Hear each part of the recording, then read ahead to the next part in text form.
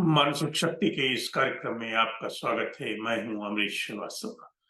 इस कार्यक्रम में हम बातें करते हैं अपने छात्रों के जीवन के बारे में, अपने उन छात्रों के दैनिक जीवन के बारे में जो अपने घरों से निकलकर बहुत जद्दोजहद के बाद, बहुत सोच विचार के बाद, बड़ी मेहनत के बाद अच्छी यूनिवर्सिटी या किसी कॉलेज में एडमिशन पाते हैं और वहां जाकर अपना जीवन बिताना शुरू करते हैं।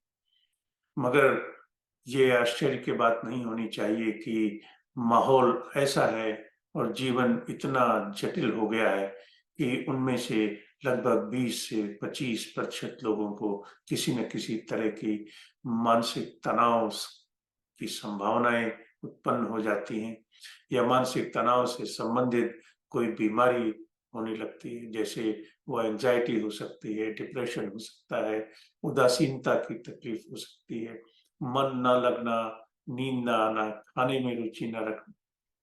कुल मिलाकर जीवन की धारा धीरे-धीरे अपनी पटरी से अलग होने लगती है।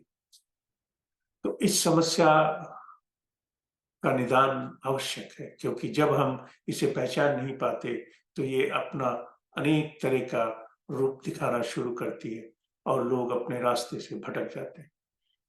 मानसिक तनाव एक ऐसा विषय है जो आपके जीवन को बना सकता है और बिगाड़ सकता है।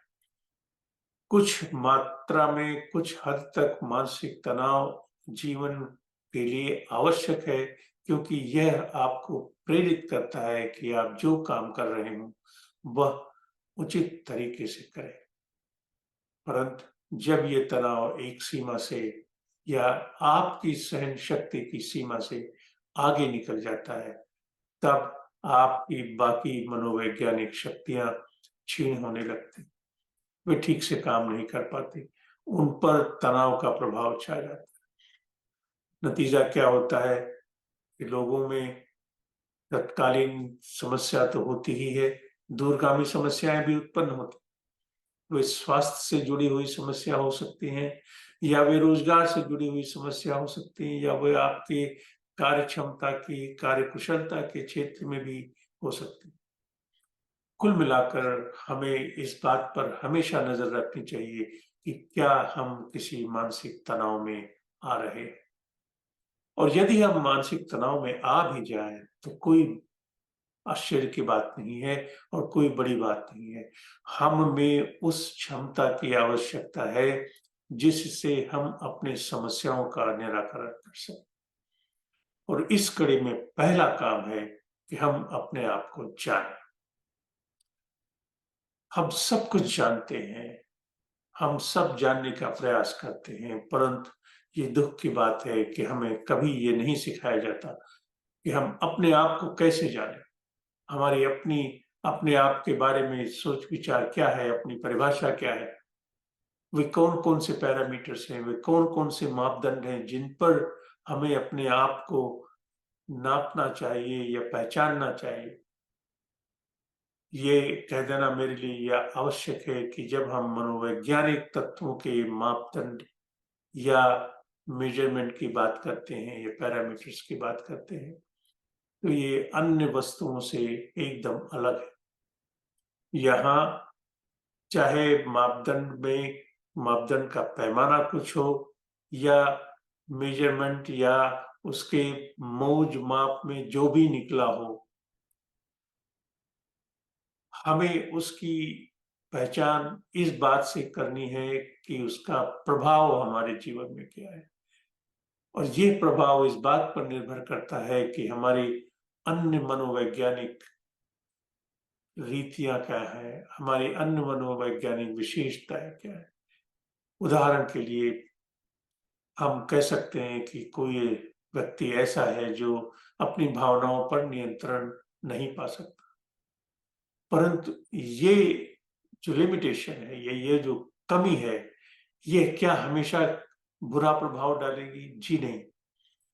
उसमें अगर वो व्यक्ति इस तरह का है कि उसे इस बात की कल्पना है कि वो अपनी भावनाओं पर नियंत्रण नहीं रख पाता और उसमें ये क्षमता है कि वह प्रिएम्प्टिव एक्शन या पहले से उसे रोक सके, उससे होने वाली क्षति को रोक सके, तो वह अत्यधिक सक्षम व्यक्ति होगा।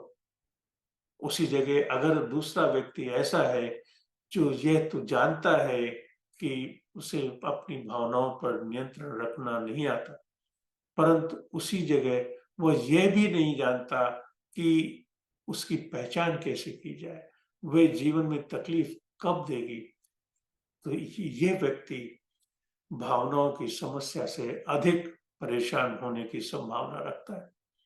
This person is more sensitive and more vulnerable to suffer from mood-related problems because he is not able to identify, he is not able to control the situations in which the mood dysregulation will affect. Therefore, इसलिए सबसे आवश्यक हो जाता है कि हम मानसिक स्वास्थ्य के बारे में जानें, मानसिक स्वास्थ्य के बारे में सूचना, सही सूचना हमें मालूम हो।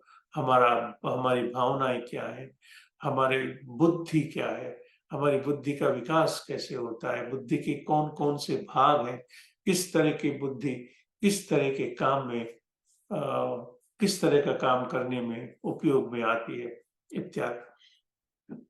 इस तरह अपने आप को जानना, जब हम अपने आप को जानने की बात करते हैं तो पहला हो जाता है हम अपने मनोवैज्ञानिक शक्तियों के बारे में जानें। तो हमारी मनोवैज्ञानिक शक्तियां ही हमारी मनोवैज्ञानिक क्षमता का निर्धारण करती हैं। जैसे हमारी बुद्धि, हमारी भावना, हमारा नियंत्रण की कैपेसिटी, जानने की क्षमता, पहचानने की क्षमता इत्यादि। दूसरा, मनोवैज्ञानिक क्षमताएं सामाजिक क्षमताओं से विभिन्न नहीं है।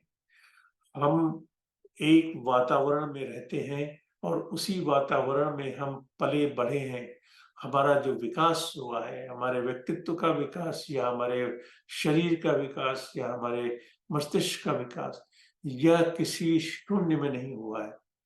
यह विकास हमारे आसपास के जो हवा है, हमारे आसपास का जो माहौल है, जो लोग हैं, लोगों की उपस्थिति, उनकी भावनाएं, उनका रहन-सहन, आचार-विचार, जिसे हम समाज की संज्ञा देते हैं, उसमें हुआ है। इसलिए the social dimension of life is integral to life. It cannot be delinked, it cannot be erased. Therefore, when somebody says that I am not very socially minded, do not misunderstand him. What he is trying to say is that he has difficulties or limitations in recognizing the social dimension of his life or having the same extent of socialization or social dimension of life as somebody else. ये कोई जटिल विषय नहीं है। मनोविज्ञान का विकास समाज के विकास से अलग नहीं किया जा सकता। इनफैक्ट हमारे शरीर, हमारे मस्तिष्क का जो विकास है, वह भी इस पर निर्भर करता है कि हम किस वातावरण में कैसे-कैसे सांस लेकर आगे बढ़े।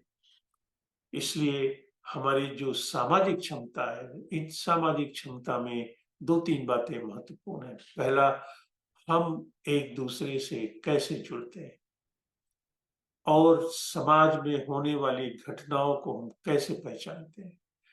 हम समाज में होने वाली घटनाओं के अपने ऊपर पड़ने वाले प्रभाव को किस तरह नियंत्रित कर सकते हैं। उदाहरण के लिए, हमारे चारों तरफ घटनाएं घटती रहती हैं, मगर कुछ लोग इन घटनाओं से अधिक प्रभावित होते हैं और कुछ लोग उतने प्रभावित नहीं होते।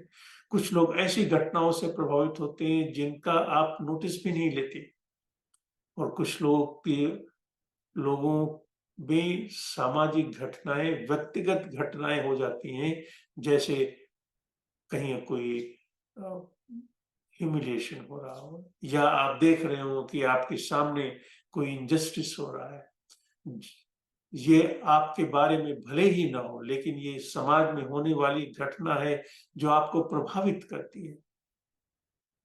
इसलिए जब हम अपने आप का आकलन करना शुरू करें तो हमें ये जानना आवश्यक है कि what is our social capital, what is our social worth, what are the social factors that are likely to affect us, what are the social factors which are a benefit, a merit for us, which affect us positively. फिर हम ये भी सोचें कि हमारी what are our psychological virtues and how do we relate with us. हम इस चर्चा को आगे चालू रखेंगे, हम इस पे बातचीत अपनी आगे बढ़ाएंगे।